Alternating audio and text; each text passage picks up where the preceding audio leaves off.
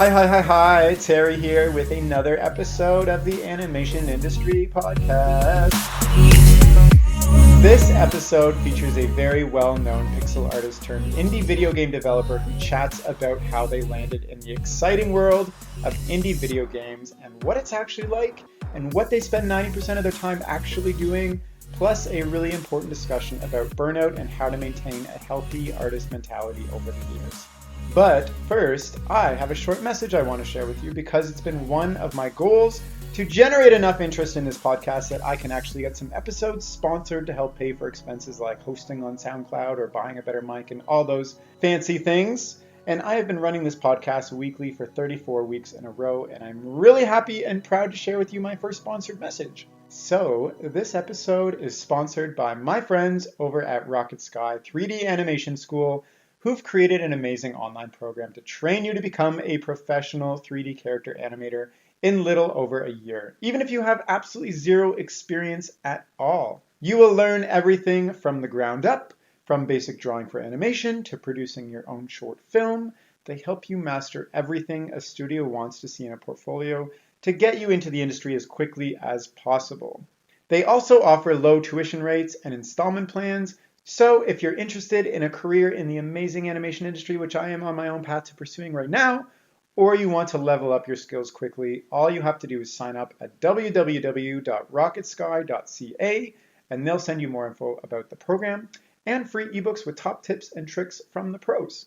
So I will include a link to that in the description of this podcast, so please check them out. Now back to the episode. The person I'm interviewing today is none other than Ro, or Rhopunzel as they are known online.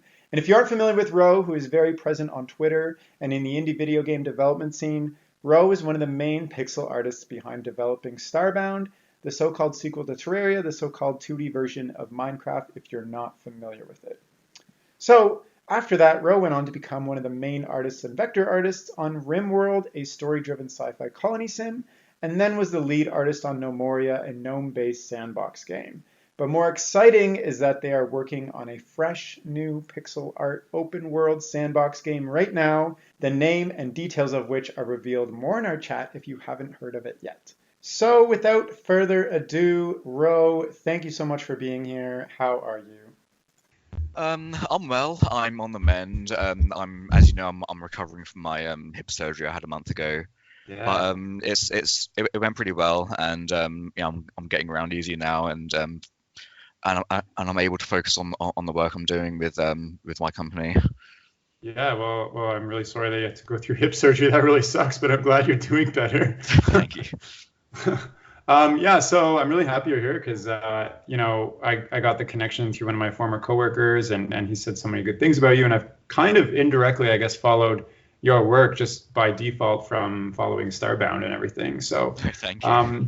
Yeah.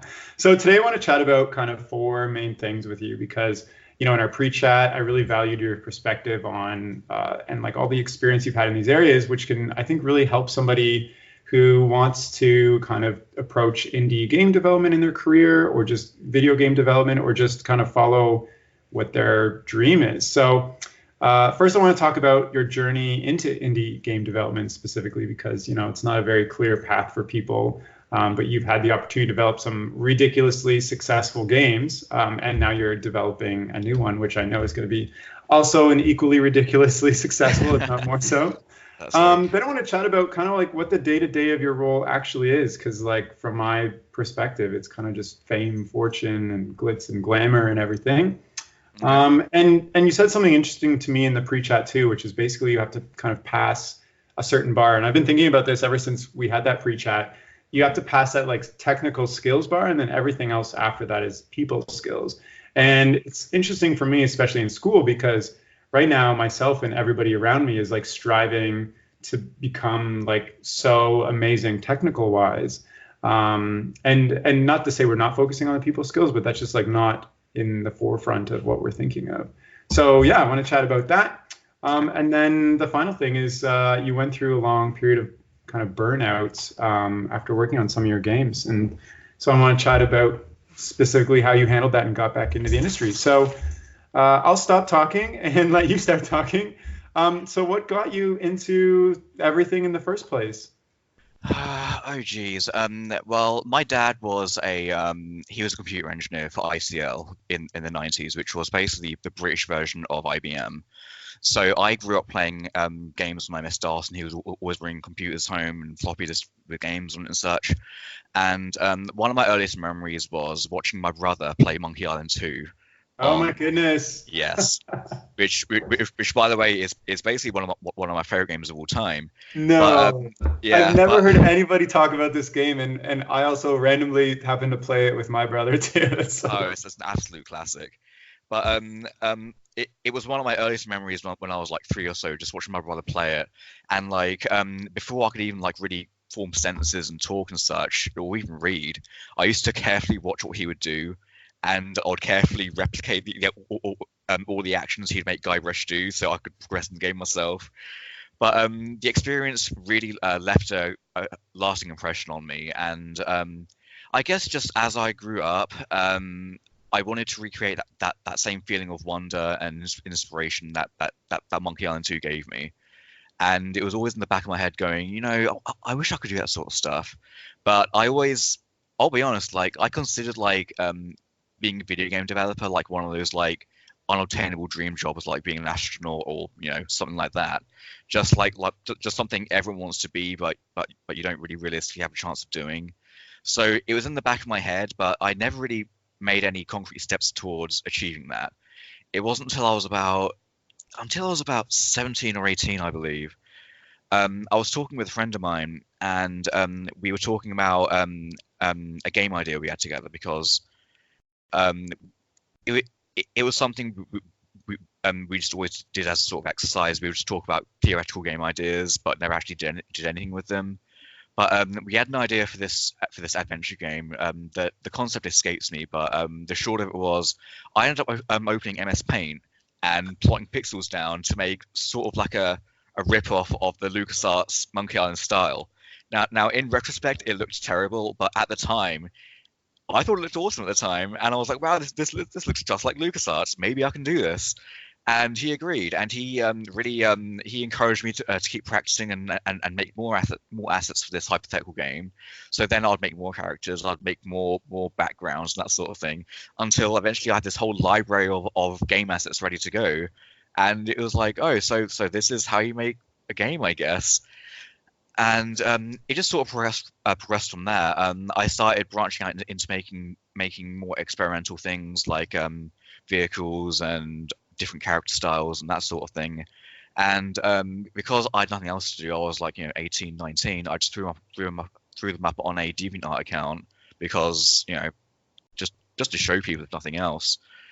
And I won't say word of mouth spread, but like my friends started taking notice, and like people started saying, you should be a game developer. You'd be really good at this. I'm like, nah, this is just a hobby. I mean, who cares? Whatever. No one's gonna like this. And I never really saw it as a serious thing until in 2011, I believe, when Terraria released. A friend of mine was in the Terraria IRC channel, and he saw one of the developers there mention that he was looking for an artist, and he immediately came to me and said, "Hey, Ro, this guy's saying that this guy who made Terraria is saying they're looking for an artist." So my immediate assumption is, okay, well, they've just released Terraria, it's blown up, so they must be looking to expand the team and to move on, expand the game with. So I got super excited and I almost backed out of it because I was like, no, surely millions of people are going to be contacting this guy. Why would he care about me? But my friend said something to me which left a lasting impression. He said, "Well, what's the worst that could happen? He'll say no, and that's it, and you'll be on your way." And I thought, you know what, you're right. So I sent him. I got in contact with him and sent him my DeviantArt, and he was somehow impressed. And too long didn't read. A couple months later, I got offered a contract on the game that ended up becoming Starbound, and that was my first real project as a game developer at age 21. And that was how I sort of accidentally fell into it, really. Yeah, wow. So you just kind of had a passion for MS Paint pixel art, and Yeah. then a couple of years later, you're working on Starbound. So Well, first of all, that's incredible, and I'm really happy you applied. And that advice, like, what's the worst that could happen, is great. But I think a lot of people don't even bother applying because of that fear of, oh, what if? Right. So, what were you doing between 18 and 21 then? Between 18 and 21, honestly, I wasn't doing a lot. I lived in Spain, which at the time it was going through the recession and had the worst unemployment rate in basically all of Europe in terms of in terms of the youth demographic. So I had nothing else to do besides just practicing my pixel art and doodling stuff. So, okay, so like thinking about pixel art, like I'm in animation school right now, and we Uh-huh. learn a lot of principles of like character design and animation and like et cetera, et cetera, et cetera.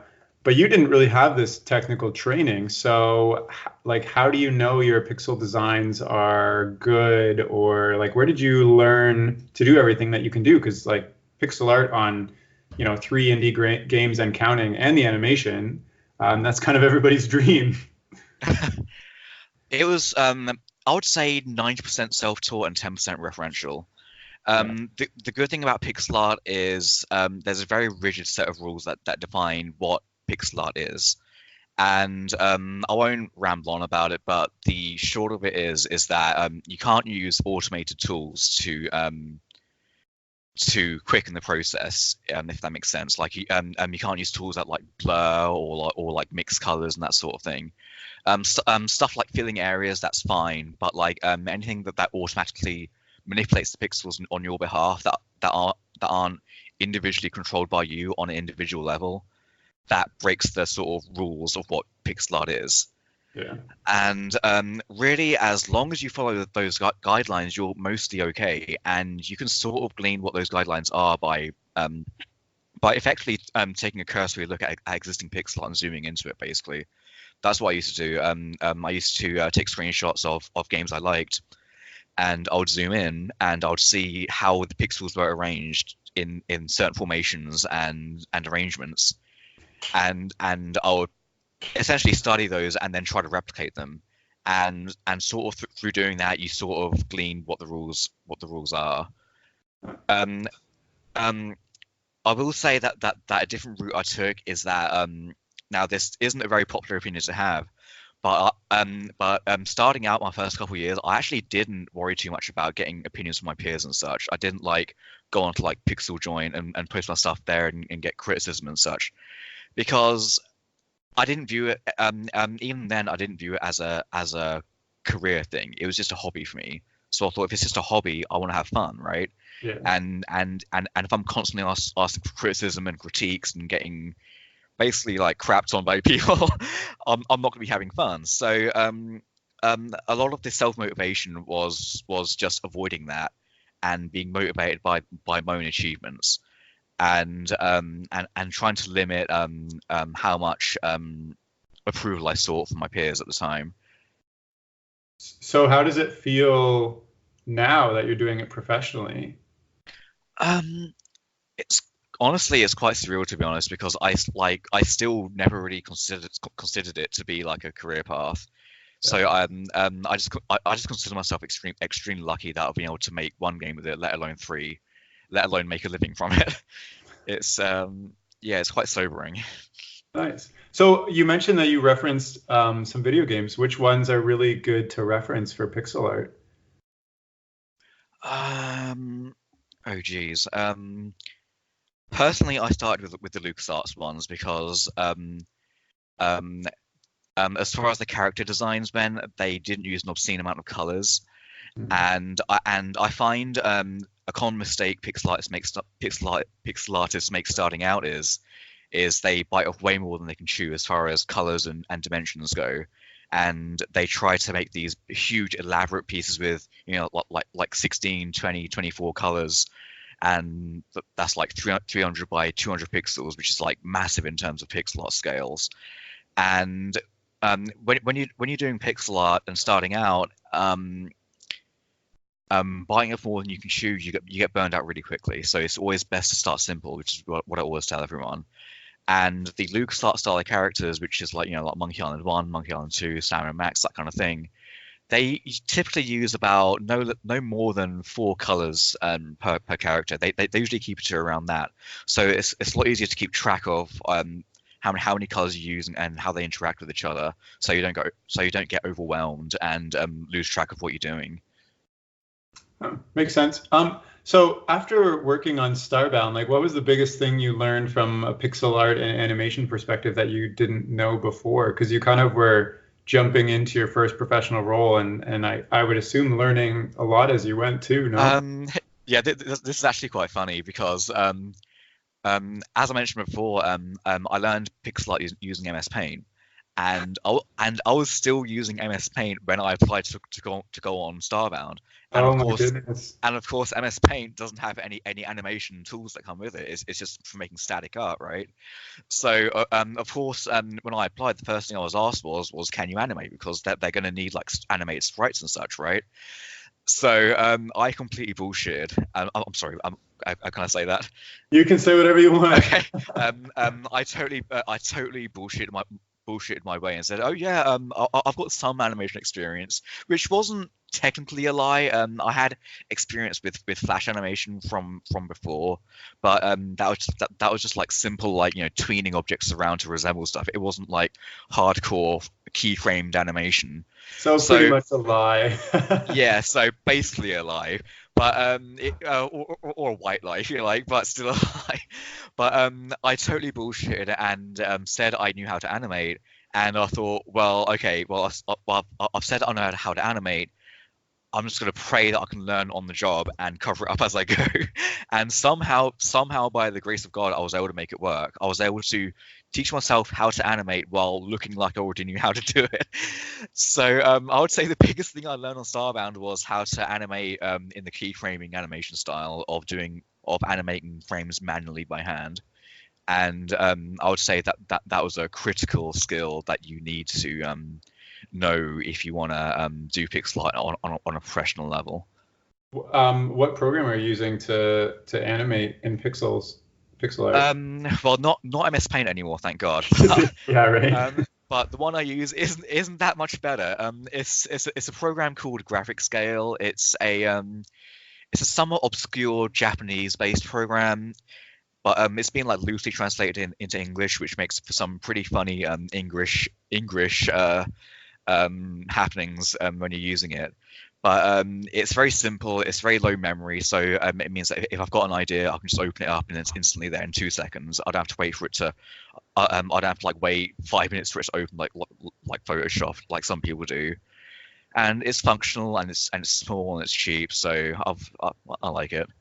Nice. I've tried my own hand at pixel art when I was also in MS Paint when I was younger, and it wasn't exactly for me. Yeah. But I'm just thinking now, like if somebody is interested specifically in pixel art, like what are the opportunities? What does the marketplace look like right now? I will be honest. Pixel art is a very saturated marketplace. Partially because it's easier to get into. It's easier to get into than other mediums such as like 3D and such. 3D has like a much higher I won't say overhead, but like a sort of like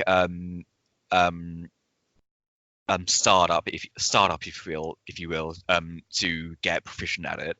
Yeah. Whereas pixel art, it's a lot easier to get up and go with that.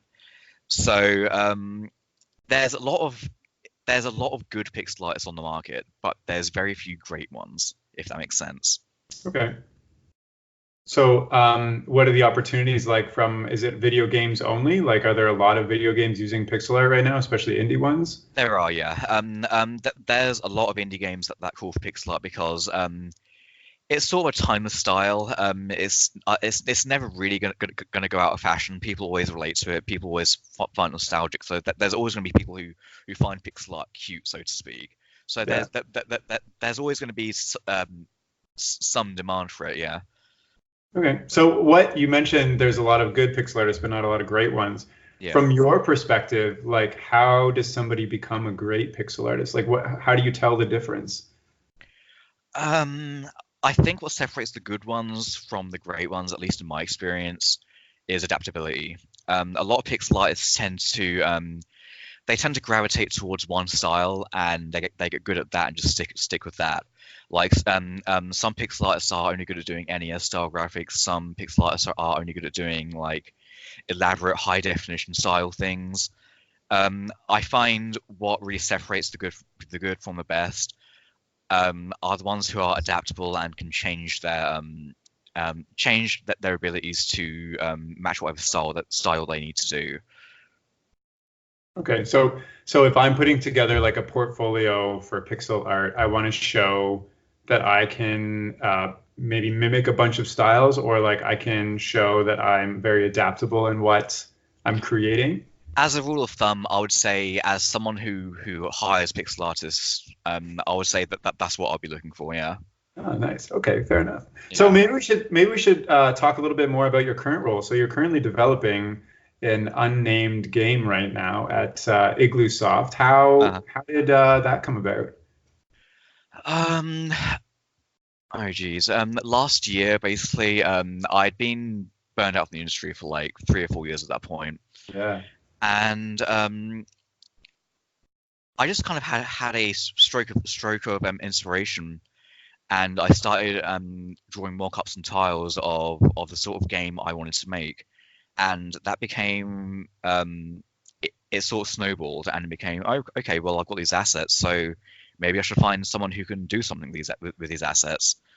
So I started finding other artists, I started finding other coders, and it just slowly became its own thing. And then it was like, let's see where this goes, and see if we can make a thing out of it. And then the next thing I know, I'm registering a company and going official and all this stuff, and yeah. So right now, are you like grinding on the pixel art, or are you grinding on kind of the business side of things and getting everything together? I told myself when if I was going to make my own game, and if I was going to design my own game, I wanted to be able to focus most of my attention on the management and the design side of things. I thought if I was doing that, I wouldn't be able to lead the art as well, because then I'll be stretching myself too thinly. Yeah. But what I wanted to do was I wanted to manage the business and logistical side of it, while having a supportive role on the art and deferring to another lead artist who I take on. So I sort of take a supportive role in terms of art. I sort of I ask them, hey, what do you need help with? What can I help with? And I'll just help them with whatever they need.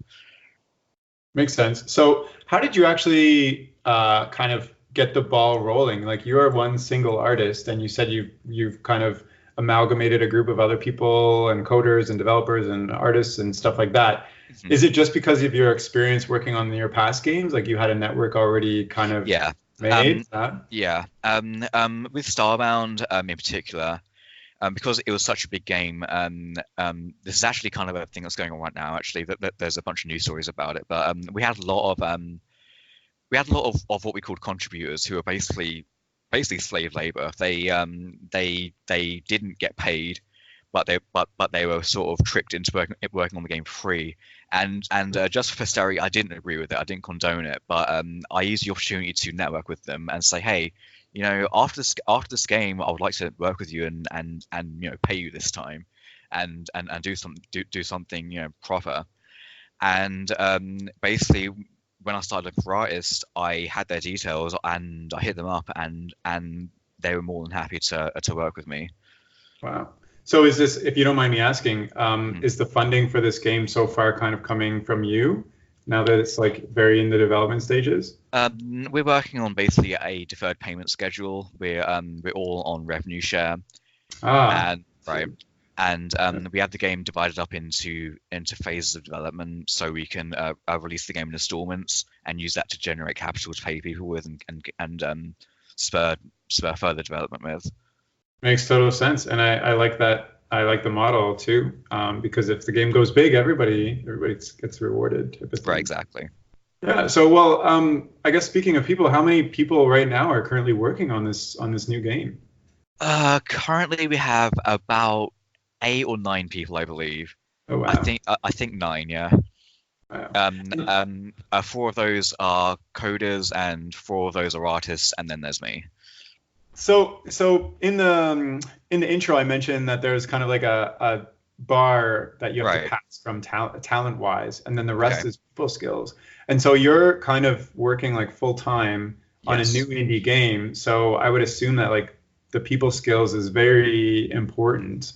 But like art is also very important. So Right. how did you like? I guess what were you looking for in the people that you reached out to and hired specifically? Like when you reached out to somebody, why were you excited to work with them?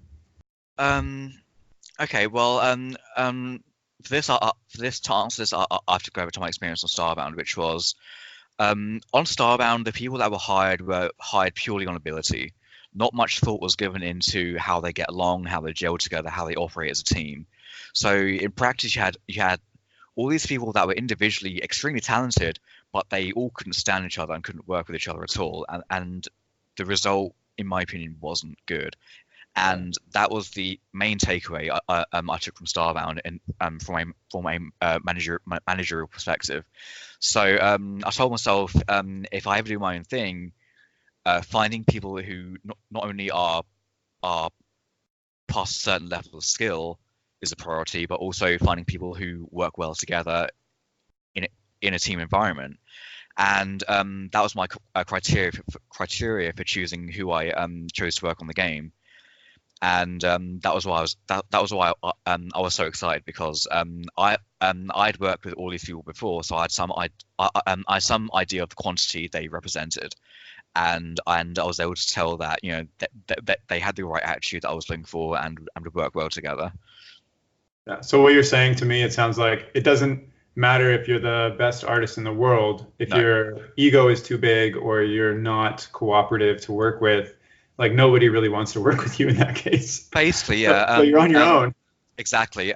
Something I always say is any skill can be learned, any skill can be improved on, but it's a lot easier to learn a skill than it is to unlearn a skill, like being an arsehole. So Being an asshole is a skill. you're right. Well, I wouldn't say it's a skill. It's more of a habit, but it's hard to unlearn. It's harder to unlearn being an arsehole than it is to improve at something. Okay, so let me ask you this: like myself as an artist and trying to drastically improve my technical skills, how do I also have the self-awareness to know when I'm, developing bad habits that can lead me down to not work with people because they don't want to work with me? Like, How would you know when you're yeah, how do I have the when I work with you? self-awareness that I'm being bad to work with, I guess? As soon as you start putting your own feelings ahead of the project, ahead of what you're working towards, as soon as you start saying, "I don't care whether it's good or not. It's about how I feel." That's typically the tipping point for where you start becoming the toxic person. Yeah, I guess In that my makes experience, at sense. least. So it's like when I stop putting kind of the team's efforts and stuff above what I'm producing, and Right, start. like as soon as you start developing bad habits, like viewing your co-workers as competitors, that's an extremely toxic habit to have. As soon as you start getting jealous about other people getting praise and other people getting assigned tasks that you wanted, that sort of thing, it's a very slippery slope to becoming the toxic person no one wants to work with. Yeah, I feel that. I mean, I've definitely felt competitive and jealousy before, and I feel like it's tough when you're in the art, like in an artistic environment, because Right. art is such a personal thing that you develop, but at the same time, when you're working on a project, like I think what you're saying totally makes sense. So yeah, there's one more thing I kind of want to chat about with you, and that's the whole burnout issue. Yeah. So I've chatted with some people who have totally burned out, and like there are people who I've heard of like quit animation school or just gotten out of the industry because they go so hard. And that's one of my fears too. Like I went really hard this summer in the stop motion studio, and like by the end, like kind of sprained my shoulder and like had all this stress build up. And so now I'm Yeah. learning to Geez. avoid that. Right. So with you took like years of break. So can you kind of share how you, or like why you burned out and how you got out of that and what you learned through all of that? Okay, well, you can probably tell from the way I talk about it that Starbound was a, I guess, traumatic experience for me. It wasn't, it I wouldn't describe it as a positive experience for me. It was good on a financial level, but it came at a great cost, and the cost was the burnout and basically killing my desire to do art for the foreseeable future. Yeah. It was just a very toxic environment, and I felt like I was beating my head against the wall, and I didn't feel appreciated. And I was there for 3 years, and the circumstances I left weren't very amicable, and I was heavily distraught at the end of it um, in a way, like I viewed Starbound as sort of like my baby, really, and I was ready to commit to it indefinitely, and then suddenly I was having to leave after 3 years. So I was heavily distraught and somewhat bitter and upset, and especially with the way it all went down. And just after I left, I sort of had a trauma reaction. I just couldn't open my old art programs without just hearing like the sneering voices that I was used to, and that sort of thing. And I just thought, well, I've made a chunk of money.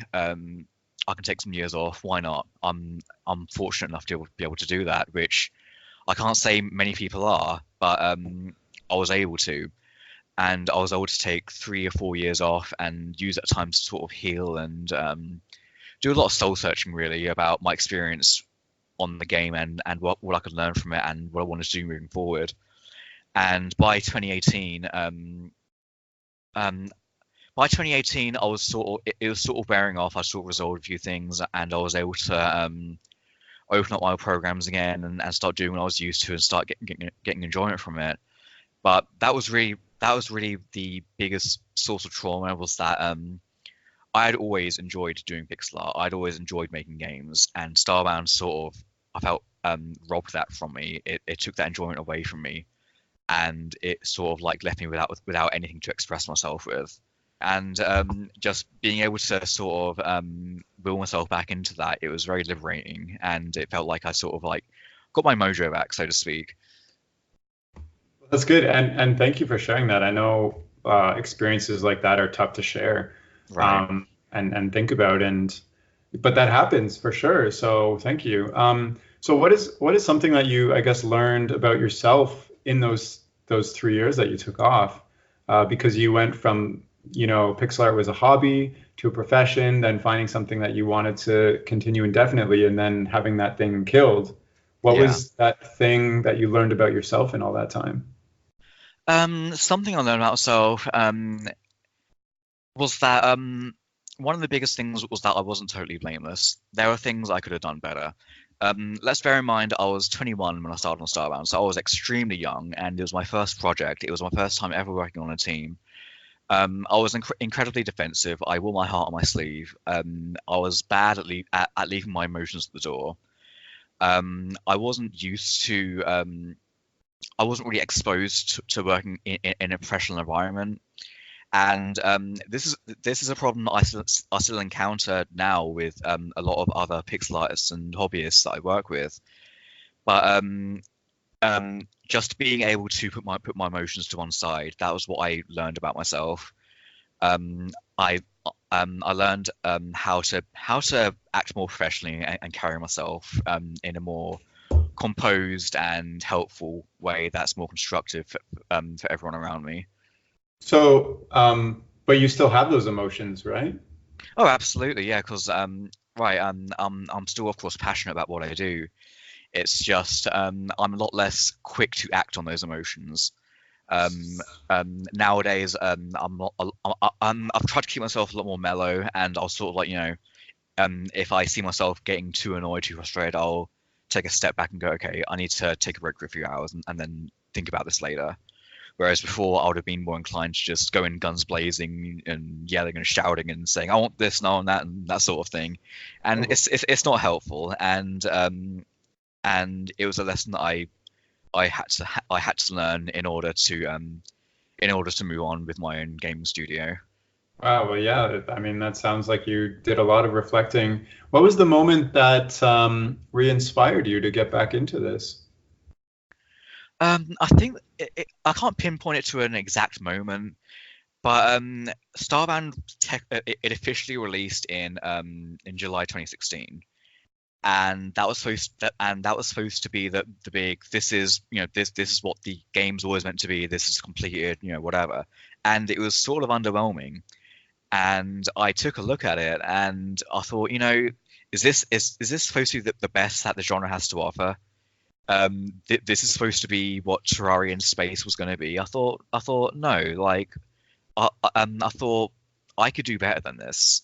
And then my next thought was, well, why don't I? And that just sort of spurred me on, and I kind of went from there. Huh. So just I guess the event of Starbound being released, and you had already, I guess, spent a lot of time self-reflecting Yeah. and seeing that release be more underwhelming than you expected, kind of reignited your passion. I think that's great. Right, because part of what sold me on the concept of Starbound was that it was presented as this giant canvas that I could apply myself to and basically make the ultimate game that I wanted to make. And over time, over the years, that slowly got chipped and taken away until I was making a game I didn't want to make. I was making someone else's game. But I still held on to those ideas and inputs that I had.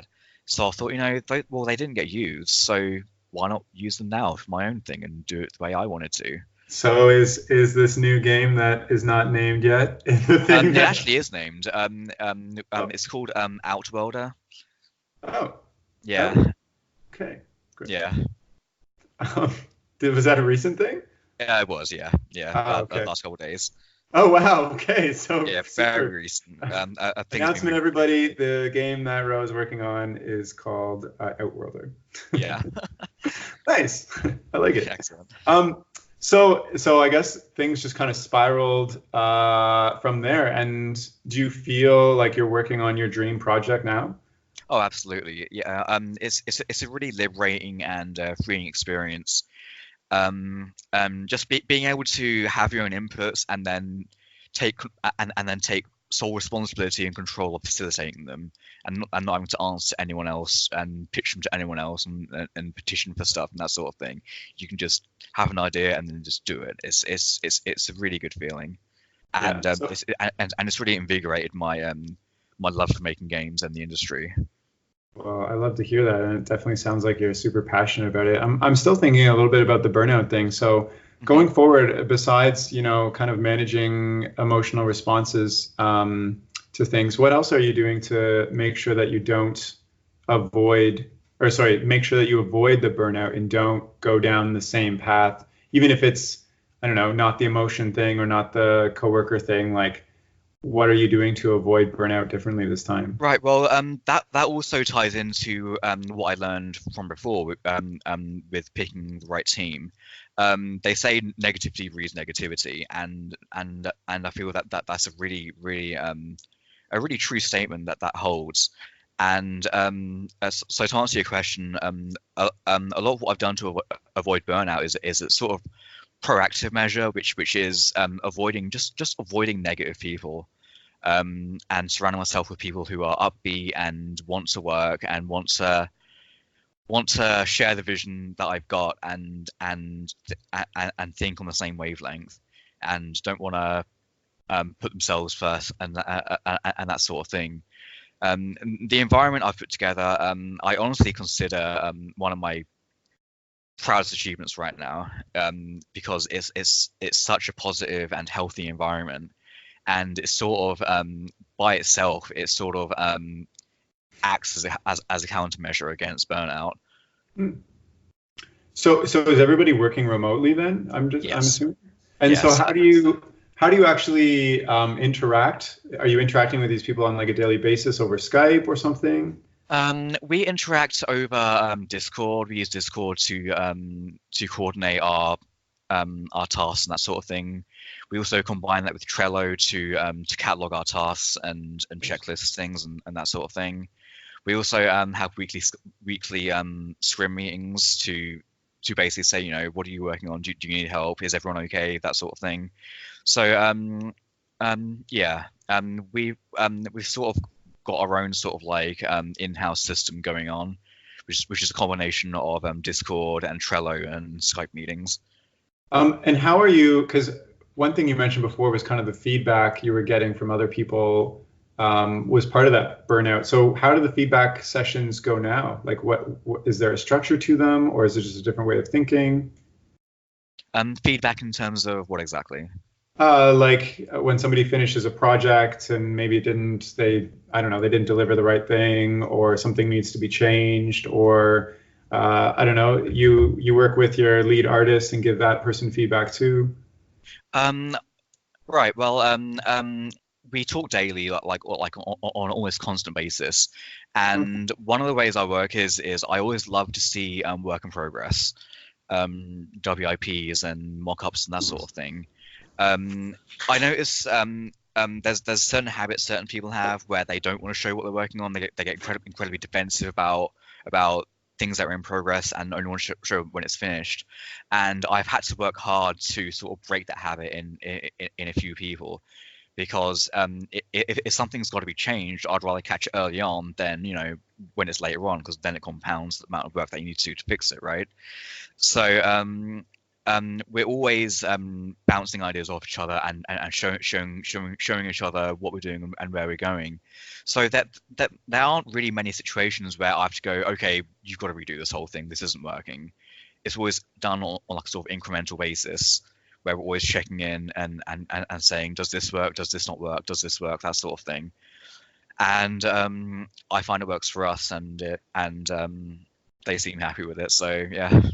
Nice. And well, I think that's great. You're kind of rebuilding the team kind of that you want from the ground up. Yeah. And I'm really happy that things are, you know, you just released your name. What's the next big step you're excited about? The next big step I'm excited about is I've split the game up. I've split the game up into modules so we can release it incrementally. And the first increment is due to be released before the end of this year, and we're actually ahead of schedule for it. So I'm super excited about that. Amazing. So yeah. We can look out for that super soon, I guess. Yes, ideally. Amazing. Well, I think we're almost, you know, wrapping up our chat here, but just looking back over your career, where would you advise someone else who wants to follow a similar path in like indie game development or pixel art as you? I can only speak for myself, and I'll be totally bluntly honest in that I got extremely lucky in my path.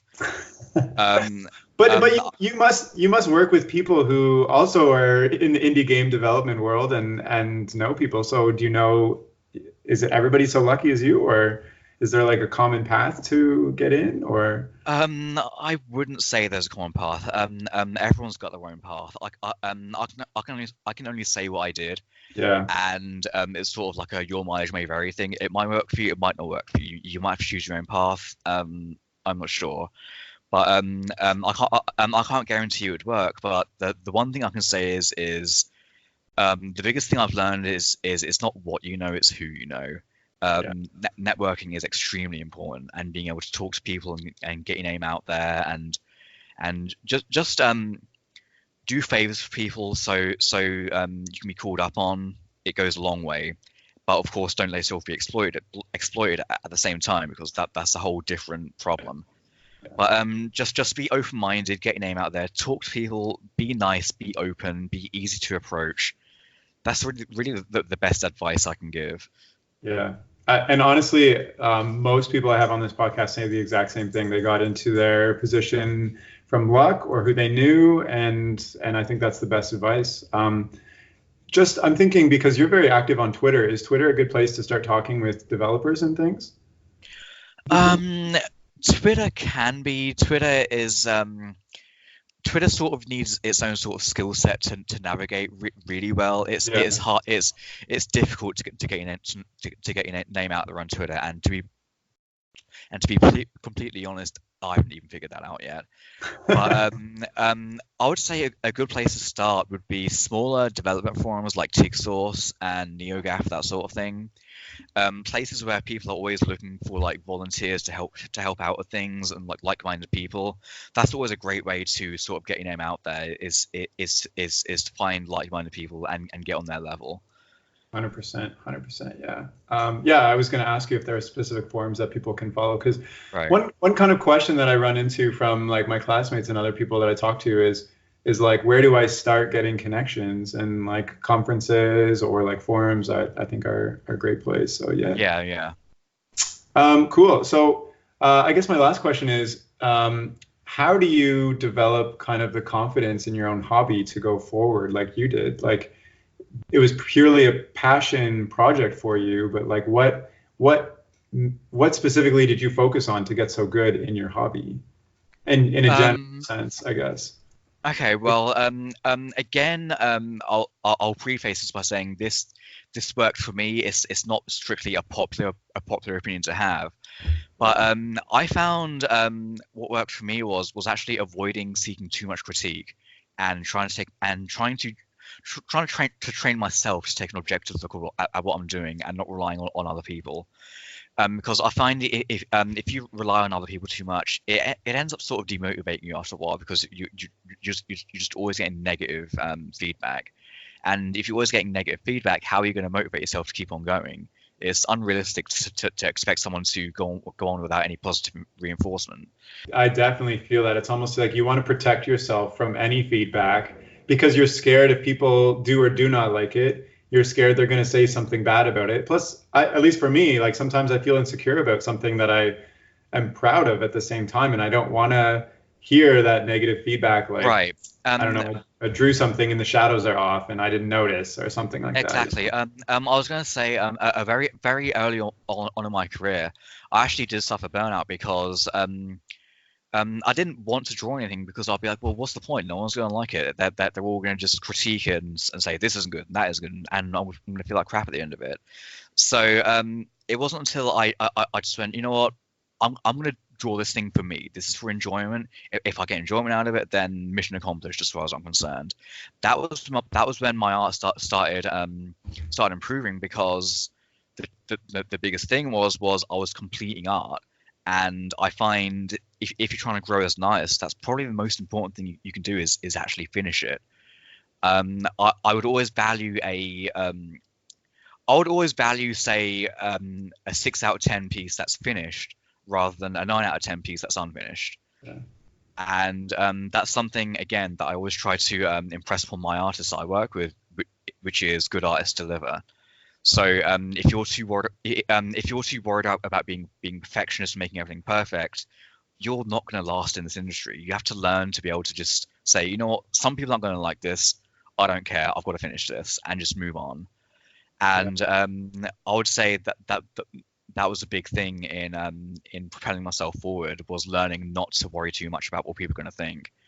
And as long as I could view my own art on a objective level and not lose perspective, then, well, who cares, you know? Yeah, definitely. I totally feel that. Sometimes I get caught up in the perfectionist loop, and then it just is never finished, and I never release it, and nobody ever sees it. So right, exactly. Yeah. Totally. And like, what use is doing art if no one's ever going to see it? You're wasting everyone's time in that case. Exactly. Yeah. Well, do you have anything else you'd like to share before we wrap up? No, not off the top of my head, no. That's totally fine. Thank you so much for coming on the podcast and sharing all your experience and everything. It's been really fun to hear kind of behind the scenes of some of the games that I've been following, and also the latest one you're developing now, Outlander. Yeah, thank you. Thank you.